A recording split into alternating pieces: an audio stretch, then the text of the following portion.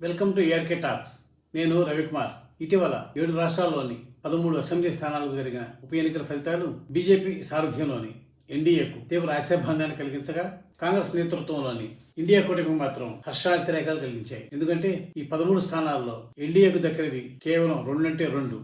అదే ఇండియా కూటమి మాత్రం ఏకంగా 10 దక్కించుకుంది. ఈ ఫలితాలు సహజంగానే ప్రతిపక్ష ఇండియా కూటమిలో తీవ్ర ఆత్మస్థైర్యాన్ని, బీజేపీతో గట్టిగా పోరాడితే దానిని మట్టి కనిపించటం, దాని సారథ్యంలోని ఎన్డీఏను మట్టి కనిపించటం సాధ్యమేనన్న నమ్మకాన్ని, భరోసాన్ని ఇవ్వగా, అదే సమయంలో ఎన్డీఏ కూటమిలో మాత్రం అంతర్గతంగానైనా సరే భవిష్యత్ వ్యూహాలపై చర్చ జరగాల్సిన ఆవశ్యకతను ఇవి తేటతెల్లం చేశాయి. ప్రధానంగా ఈ 13 స్థానాల్లో జరిగిన ఫలితాల గురించి చెప్పుకోవాల్సి వస్తే ప్రధానంగా ప్రస్తావించాల్సింది వెస్ట్ బెంగాల్ ఫలితాల గురించి. 42 లోక్సభ స్థానాలున్న ఈ వెస్ట్ బెంగాల్ బీజేపీకి చాలా కాలంగా కొరకరాని కోయగా ఉంది. అక్కడ దీర్ఘకాలంగా అధికారంలో ఉన్న తృణమూల్ కాంగ్రెస్ ను ఎలాగైనా సరే ఓడించి అక్కడ తమ ప్రభుత్వాన్ని ఏర్పాటు చేయాలనుకుంటున్న తాపత్రయంతో బీజేపీ కథ కొన్నేళ్లుగా సకల ప్రయత్నాలు చేస్తోంది, సర్వశక్తులు ఒడ్డుతోంది. అయితే అక్కడ ఎప్పటికప్పుడు తన ప్రాబల్యం పెరుగుతున్నట్టు అనిపించినా సరే అది దీర్ఘకాలం ఉండటం లేదు. ఇదే విధమైన ధోరణి ఇటీవల కనిపించింది. ఇటీవల లోక్సభ ఎన్నికల్లో కూడా ఈ రాష్ట్రంలోని మొత్తం 42 లోక్సభ స్థానాల్లో టీఎంసీ తృణమూల్ కాంగ్రెస్ ఏకంగా 29 స్థానాలు గెలుచుకుని రాష్ట్రంపై తమ పట్టు ఏమాత్రం తగ్గలేదని, బీజేపీ తనను అధికారం నుంచి దించాలంటే ఇప్పుడప్పుడే సాధ్యం కాదన్న సంకేతాన్ని స్పష్టంగా ఇచ్చింది. తాజాగా జరిగిన ఎన్నికల ఫలితాలు కూడా ఇదే విషయాన్ని మరోసారి మరింత బలంగా చాటి చెప్పాయి. ఎలా అంటే ఉప ఎన్నికలు జరిగిన 4 అసెంబ్లీ స్థానాలను తృణమూల్ కాంగ్రెస్ భారీ మెజార్టీలు దక్కించుకుంది.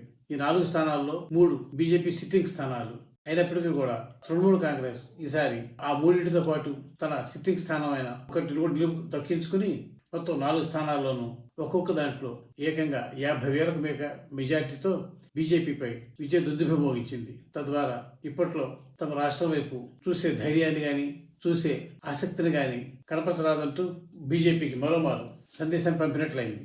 దీని తర్వాత చెప్పుకోవాల్సి వస్తే హిమాచల్ ప్రదేశ్ నుంచి చెప్పుకోవాలి. హిమాచల్ ప్రదేశ్లో కాంగ్రెస్ అధికారంలో ఉంది.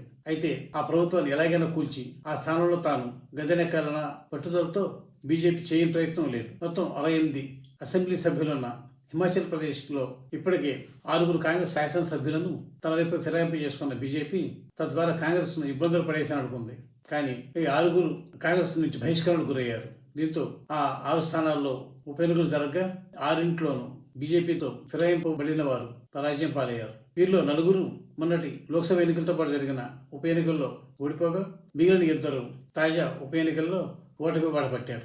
దీన్ని బట్టి హిమాచల్ ప్రదేశ్ ఓటర్లు బీజేపీ ప్రలోభ రాజకీయాలను, ప్రతిపక్ష పార్టీల ప్రభుత్వాలను ఎలాగైనా కోల్వేసి ఆ స్థానంలో తాను గద్దెనెక్కేందుకు అనుసరిస్తున్న నీతి బాహ్య విధానాలను, అనైతిక పద్ధతులను ఏమాత్రం సహించటం లేదని, ఏమాత్రం హర్షించటం లేదని, ఇకనైనా ఆ పార్టీ తన పద్ధతి మార్చుకుని ప్రజాస్వామ్య పద్ధతుల్లో ముందుకు వెళితే మంచిదన్న సంకేతాన్ని ఇచ్చారని తేటతెల్లమవుతోంది. ఇదే విధమైన ధోరణి మనకు పంజాబ్లో కూడా కనిపించింది. పంజాబ్లో అధికారంలో ఉన్న ఆప్ కాంగ్రెస్ పార్టీ నుంచి ఒక ఎమ్మెల్యేను ఫిరాయింపు చేసి బీజేపీ తన పార్టీలో చేర్చుకుంది. సదరు అభ్యర్థినికి తన పార్టీ తరఫున టికెట్ ఇచ్చి ఈ ఉప ఎన్నికలు పోటీ చేయించగా ఆప్ అభ్యర్థి చేతిలో ఆవిడ పరాజయం పాలయ్యారు. అలా ఇటు హిమాచల్ ప్రదేశ్లోనూ అటు పంజాబ్లోనూ కూడా ఒక పార్టీ తరఫున గెలిచి బీజేపీలోకి ఫిరాయించిన ఎమ్మెల్యేలందరూ ఓడిపోయారు. దీన్ని బట్టి బీజేపీ వివిధ రాష్ట్రాల్లో ఇప్పటికీ తను అనుసరిస్తున్న విధానాలను పునః సమీక్షించుకోవాల్సిన ఆవశ్యకత ఎంతైనా ఉందని తేటతెల్లమవుతోంది. ఇక ఉత్తరాఖండ్లో బీజేపీ ప్రభుత్వానికి ప్రమాద ఘంటికలు మోగాయి. ఇక్కడ ఈ రాష్ట్రంలో జరిగిన 2 స్థానాలు జరిగిన ఉప ఎన్నికల్లో 2 కాంగ్రెస్ మంచి మెజార్టీతో బీజేపీ అభ్యర్థులను ఓడించి చేజిక్కించుకుంది. ఇదే విధంగా తమిళనాడులో ఇప్పుడప్పుడే అధికారంలో రావడం కాదు కదా, కనీసం బోల్డ్ చేయటానికి కూడా బీజేపీకి చాలా కాలం పడుతుందన్న సత్యాన్ని మరోసారి తేటతెల్లం చేస్తూ డిఎంకే అభ్యర్థి అక్కడ ఒకే ఒక స్థానానికి జరిగిన ఉప ఎన్నికల్లో ఏకంగా 67,000 మెజార్టీతో ఘన విజయం సాధించారు. ఇలా వెస్ట్ బెంగాల్లోను, తమిళనాడులోను, ఉత్తరాఖండ్లోను, హిమాచల్ ప్రదేశ్లోను, పంజాబ్లోను కాంగ్రెస్ సారథ్యంలోని ఇండియా కూటమి ఘన విజయం సాధించగా, బీజేపీ నేతృత్వంలోని ఇండియా కూటమి చతికిలబడింది. ఇండియా కూటమి గెలిచిన 2 స్థానాల్లోనూ ఒకటి హిమాచల్ ప్రదేశ్లో ఉండగా, మరొకటి ఇటీవలి లోక్సభ ఎన్నికల్లో క్లీన్ స్వీప్ చేసిన మధ్యప్రదేశ్లో.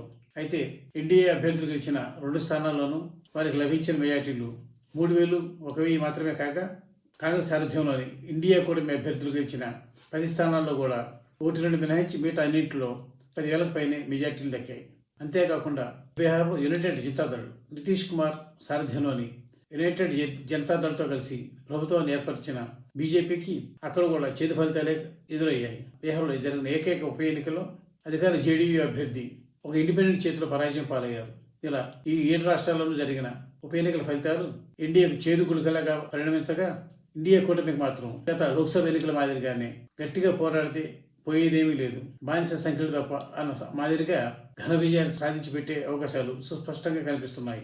అంతేకాకుండా కాంగ్రెస్ గనక నేరుగా తనతో తలపెడితే తనను ఓడించలేదని, తాను అజేయ శక్తినని బీజేపీ ఇప్పటిదాకా చెప్పుకుంటూ వస్తున్నది అంతా భ్రమేనని, కాంగ్రెస్ కూడా బీజేపీని నేరుగా ఢీకొంటే ఆ పార్టీని ఇట్టే మట్టి కనిపించగలదని, హిమాచల్ ప్రదేశ్లో అలాగే ఉత్తరాఖండ్లో 2 స్థానాల్లో అంటే మొత్తం 4 స్థానాల్లో జరిగిన ఉప ఎన్నికల్లో కాంగ్రెస్ అభ్యర్థులు బీజేపీ అభ్యర్థుల్ని గణనీయ మెజార్టీలతో ఓడించిన వైనం సాడుతోంది. ఇవన్నీ కూడా ఇండియా కూటమికి ఆత్మవిశ్వాసాన్ని, త్వరలో కీలక రాష్ట్రాలకు జరగనున్న అసెంబ్లీ ఎన్నికల్లో విజయానికి దిగుడి ప్రోత్సాహంతో సిద్ధమయ్యేందుకు అవసరమైన ఆత్మవిశ్వాసాన్ని ఇస్తుండగా, తన వ్యూహాలను, ఇప్పటివరకు తాను అనుసరిస్తున్న పద్ధతులను సమీక్షించుకోవాల్సిన ఆవశ్యకతను బీజేపీ నేతృత్వంలోని ఎన్డీఏ కూటమికి కలిగిస్తున్నాయి.